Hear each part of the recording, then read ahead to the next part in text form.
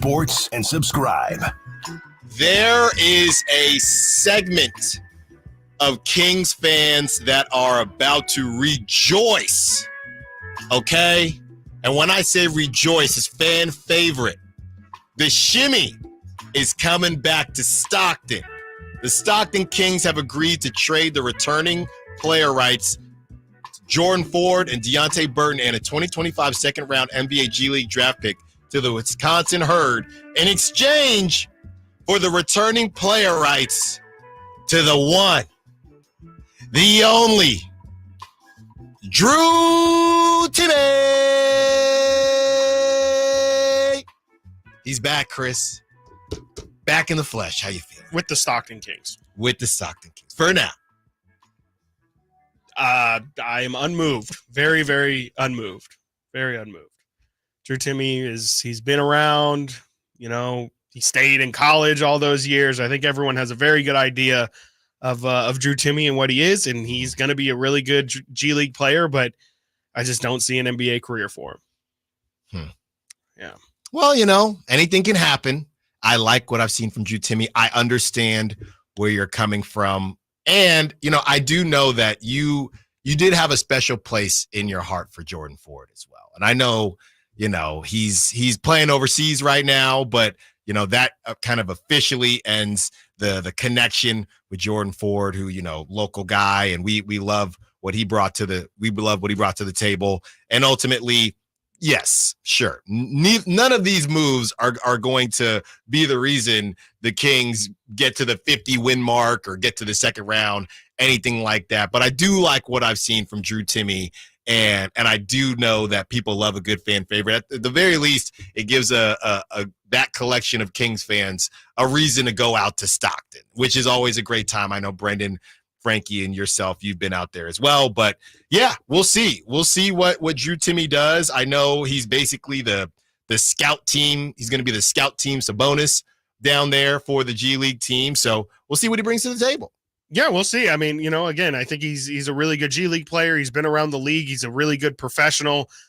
We've talked about how the Stockton Kings really tend to lean towards these older guys. It's actually really sad that Deonte Burton's part of that package that moves out. He's been a staple for that Kings Stockton team for a couple years now. He's been a really good player. At one point was an incredibly hyped prospect.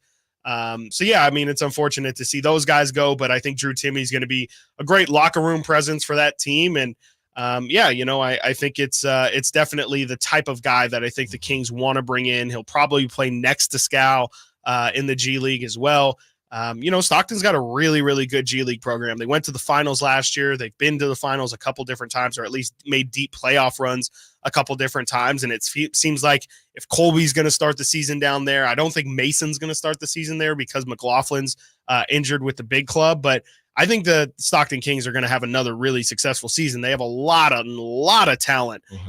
They just announced their coach and GM the other day. So I think they're fully ready to kind of get that season going too. I think that's in November, if I'm not mistaken. Well, Mike Brown is fully ready to see the Kings return to their old shooting ways. Here is some sound on what he wants to see. Last year, I think you guys were around top 5 in attempts. Do you want to stay around that coming into this year? Oh, for sure.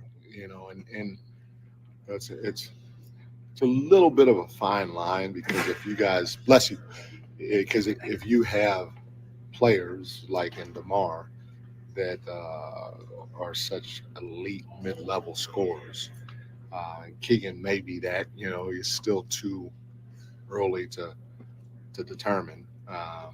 Box could be that. Malik can be that. You always look at a shot profile and you think layups or threes. And when you have guys that can go get it in the medium game, you kind of want to let them have some freedom to a certain degree to be able to go do it. I was part of a series that in the playoffs when I was with the Warriors and we played the Rockets back in the day, and their shot profile was, hey, you either got to take a layup or you got to take a three. And we knew that.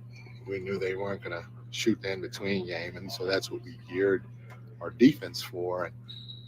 and I think they ended up missing 20-something straight threes or something like that. We ended up winning the game and the series, in my opinion, because I think they might have had guys that could do it. I don't know, but they didn't do it.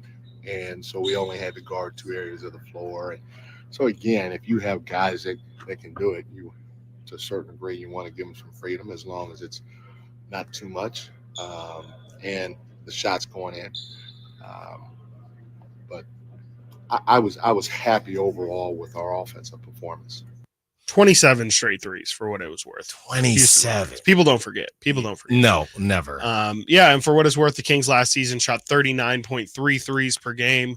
That was 3rd in the NBA. So it's not as if, this team was a middle of the pack 3-point shooting team and they just had, a little bit of a lower number that's going to mess up their average. It was completely pedestrian for them to have 27 3-point attempts the other night. Now, granted, the starters only played half the game. I think that plays a factor into it. I think some of it is maybe that HB would take 3 to 4 a game, and then you replace that with DeMar. DeMar only took 1, and then Kevin Huerter's not playing. Things like that. There's definitely reasons why, but I think mostly it's just a bit of an anomaly. If I had to guess, and Mike Brown kind of said it there, I think they want to be more towards where they were last year. I don't know if they have necessarily the same, shooting personnel with Chris Duarte leaving and Sasha obviously leaving as well, HB leaving and not really replacing those guys with high volume shooters. Like Jordan McLaughlin's a high percentage shooter, but really only took one a game last year.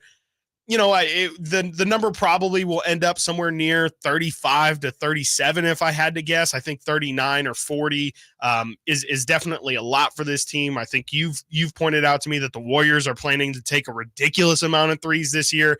I feel like the Kings are going on the opposite end of that. Like Mike Brown said, when you have players that that's kind of what's in their bag. DeMar is a mid-range god. De'Aaron loves that free throw line extended jumper. We saw Malik hit a really tough step back jumper off the dribble from the mid-range.